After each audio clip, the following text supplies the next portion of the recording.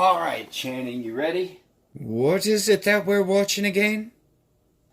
Well, it's this Kevin Smith movie that everybody keeps telling me about, and really, I don't know, wanted to watch it. Wait. Is this Tusk? I heard that this movie sucked. Oh, come on, it can't be that bad.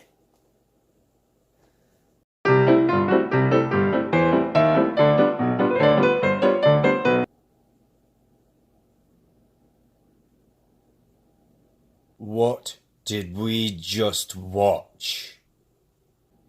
That was...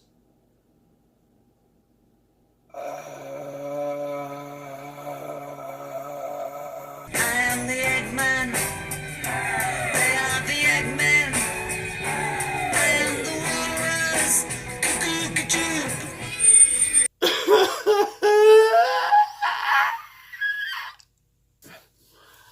Okay. I feel like I need to explain something to everybody before I go on. Now, as some of you may have noticed, aside from Christopher Robin, I've been reviewing a couple of things that I normally wouldn't. I reviewed a series of short horror films. I reviewed a fan-made horror film of a franchise that I love. And now I'm reviewing the seemingly out-of-nowhere horror film. Well, that is because I have been trying to release these reviews that in one way or another could possibly tie in to the series that my friend Matt is starting, that is going to be a series of short horror films. So I've been doing this as a way to kind of hype up the pilot of his series that we're just about finished with. And I was going to review all of these things, and then it was all going to end right before the release of our short film, with Matt possibly joining me in a review for a very special film. But now, why am I telling you this? That is because this movie has broken me. Now, this film ties in with what I was trying to do, because not only is it this weird sort of horror film, but it's also by one of my favorite directors and writers, Kevin Smith. And while Kevin Smith doesn't usually do horror films, he still got his start as this nobody writer and director. He made this super low budget indie film, and he just blew up from there. I love several of his films, namely Clerks 1, I'm iffy on Clerks 2, Mallrats, Chasing Amy, Dogma, Jay and Silent Bob Strike Back, and Red State. Most of these take place in this little universe that Kevin Smith created called the View Askew-niverse. But some of his films, such as Red State, do not, and neither does Tusk. Tusk is the story of a podcaster named Wallace who runs this podcast called The Nazi Party, spelled like this, with his friend, and they kind of do like shock humor type stuff. It's very immature, and right from the get-go, I hate them. But somebody that Wallace was supposed to go to Canada so that he could interview for the podcast ended up killing themselves. And then we get this gem of what our character, our lead, is like. Hey, fucker, you ready for this? Fucking Kill Bill kid fucking killed himself, sir, with his own fucking sword. You believe that shit? I'm not fucking kidding you. I'm gonna hold out for 2 more days. Some little peg-leg piece of shit. I'm so pissed off right now. I gotta find a flight back tonight. Okay. And so, feeling as if he has nothing to do in Canada now, his entire trip is a bust, he comes across this old man who wants someone to rent a room that he has because he's lonely, and he wants someone to share his stories with and all of the adventures he's been on. But then it turns out that this man wants to kidnap Wallace so that he can turn him into a walrus. Wallace the Walrus. Try saying that 3 times fast. And that's the plot of this movie. I will say, some positives of this is that Kevin Smith has a very interesting way of writing dialogue. The only way I would be able to describe it is it's very Quentin Tarantino-esque. Just the conversations that people have, they seem to flow like actual normal natural conversations, but there's still just something about them that keeps them from being too boring like a regular conversation would be. And in that aspect, the writing is very good. There's also the fact that maybe for the first half, maybe a little under half, the acting is very well done. Justin Long, he's able to come across as this kind of dick, but maybe you can like him, and he's got this, I don't want to say quirkiness, but he just has this nature about him that makes you want to talk to him, even though you know this guy's probably a dick. And the old man that ends up kidnapping Justin Long's character plays the character of Howard Howe. And whenever he's giving these stories and these monologues of these grand adventures that he's been on, they're fascinating to listen to. He does a really great job of just seeming like this very world-weary sailor who just wants to pass on what he's done through word of mouth to someone else. Another great thing in this film is that it is shot incredibly.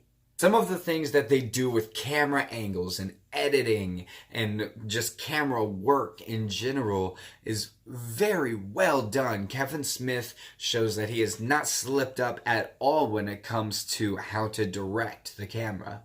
And then there's everything else. This movie... Okay. I don't know what parts of this movie I was supposed to be laughing at and which parts were supposed to be taken seriously. Like, whenever Howard Howe, the old man, whenever he, shows himself to be this crazy madman and what he wants to do to Justin Long's character, he just gets so hammy. He just chews up every bit of scenery he's in, and I don't know if I'm actually supposed to be intimidated by this guy, because I'm not. He comes across as like an R-rated version of a Saturday morning cartoon villain. And I don't know if that's what they were going for, or if that's just how it came across because it just wasn't done well. And is there supposed to be comedy in that? Is that supposed to be funny? Because it's not. There's also just the fact that all of our main characters are horrible people. I'm not gonna spoil it for you because, that's just not what I do, but trust me, they're all terrible people. You don't care about a single one of them. And this one right here, this isn't exactly a spoiler because, it's in the first 5 minutes of the movie. But on this podcast, they're talking about this video of this guy. It's the guy that Wallace goes to Canada to interview. And he's swinging a sword around and he accidentally cuts his own leg off.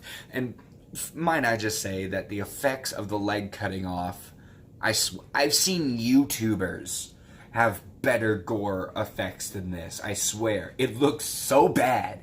But then they just start laughing and making fun of this guy, and They are just not good people. And then there's the clip that I showed earlier of when Wallace finds out that the guy's dead. And then as the movie goes on, you find out in flashbacks of how this guy is even worse of a person, but still they try to throw in like more flashbacks to try to humanize Wallace and make you connect with him. But when we've seen how horrible of a person he is, why should I care? Why should I feel sympathetic for this person? Just because he's being turned into a walrus?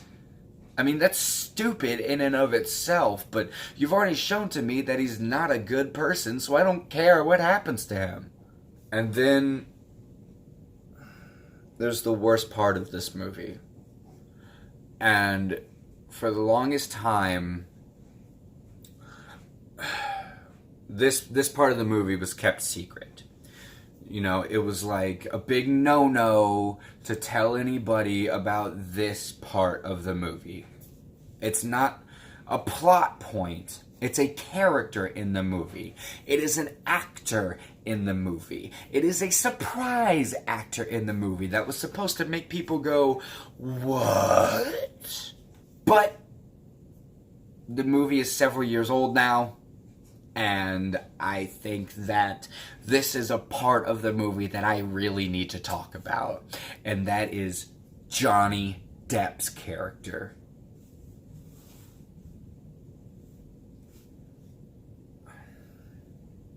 Johnny Depp plays this homicide detective who's this French guy in like French Canada and Quebec. And he is insufferable. This is Johnny Depp wearing prosthetics and makeup all over his face, and he's doing a silly accent, and oh, he's also a drunk. So he's walking around all silly and making funny faces. Gee, I'm glad we don't see this in every other Johnny Depp performance since the late 2000s. And he is just so annoying. And as soon as his character is introduced, the whole tone of the film is changed. Like, it was kind of weird, and it was suspenseful, and it was kind of eerie up to this point, but as soon as his character is introduced, it becomes this goofy comedy, and it's like two movies in one, and it just doesn't mesh at all. I just created my own language. Fuck. And then there's the climax of the film, and it's... all I'll say is that it's a walrus fight. And it is one of the most ridiculous things I have ever seen in a film in my life. As far as this film goes, I don't know what to make of it. Because I feel like there are certain aspects of it that were supposed to be like grotesque and horrifying and disturbing, like the first time that you see the full figure of the walrus, and I literally burst out laughing. It was uncontrollable laughter as soon as I saw this thing, and I don't think that was what I was supposed to how I was supposed to respond.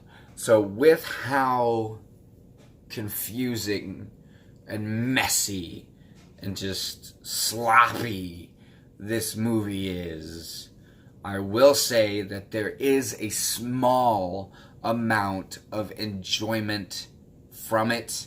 Like, this is the kind of movie that if you and your friends enjoy sitting around and ripping movies apart, this should definitely go on your list of films to do. And with that being said, I'm going to give Tusk a D. So now I'm, I don't know. I don't know what to do with myself after that. guess I'm just going to bed. Thank you guys so much for watching. Don't forget to hit the like and the subscribe so that I can see you guys next time.